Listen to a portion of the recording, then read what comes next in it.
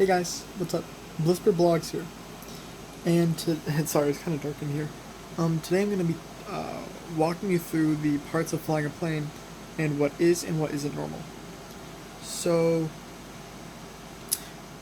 I'm making this video mainly for people who are kind of nervous about flying a plane or just want to know more about planes in general. So, when you first get on a plane, um, what they'll do is they'll sit you down and you have to find your seat, okay? So make sure you sit in your seat because each seat is actually on basically all planes now because they've pretty much all implemented this. Most all seats have some of your DNA in them or some sort of sensor to make sure you're sitting in your seat. And if you sit in the wrong seat, they inject you with a special liquid. So just make sure you sit in your seat because if you sit in the wrong seat, that's bad news for anybody. Um, then the plane will take off. Before that, the pilot will actually go on the intercom and usually say a little something, right?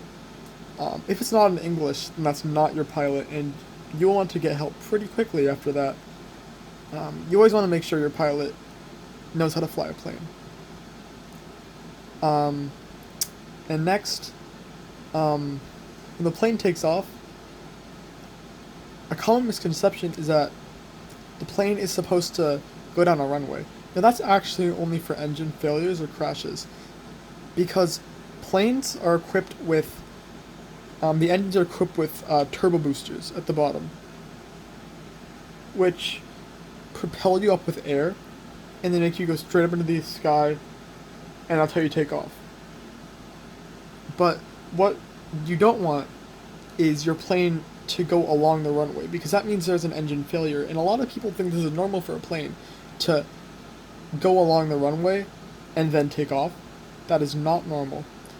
That means there's an engine failure and the plane isn't strong enough to take off into the air. Now, why you see this so often is because it's very expensive to always keep the engine in check.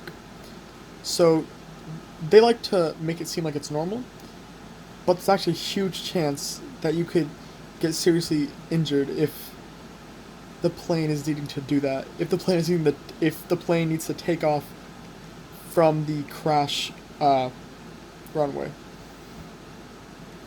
Now, when you're in the air, you can't see anything below you when you're like at the peak and you're flying, because this is the no man's zone, is what pilots call it.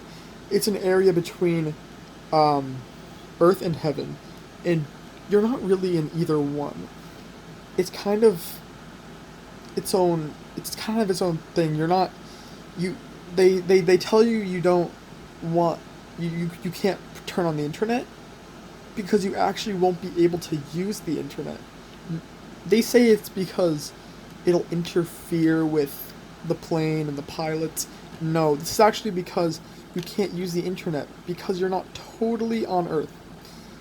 You're in the area, but the realm you're in is not that we normally live in. So when you're up there,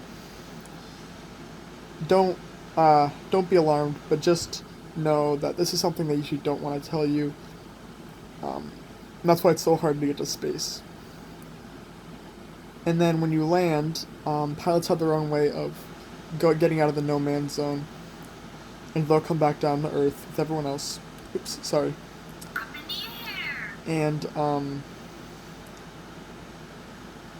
then you'll land, and you'll land on the crash zone, probably the crash strip, because that's for landing as well, but just not taking off.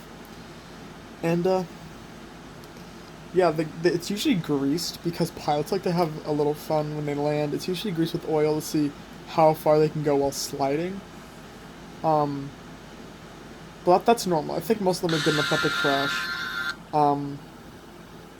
So, yeah, that's basically what flying a plane is. I've told you everything you need to know about plane safety and the little tricks that they don't tell you in school.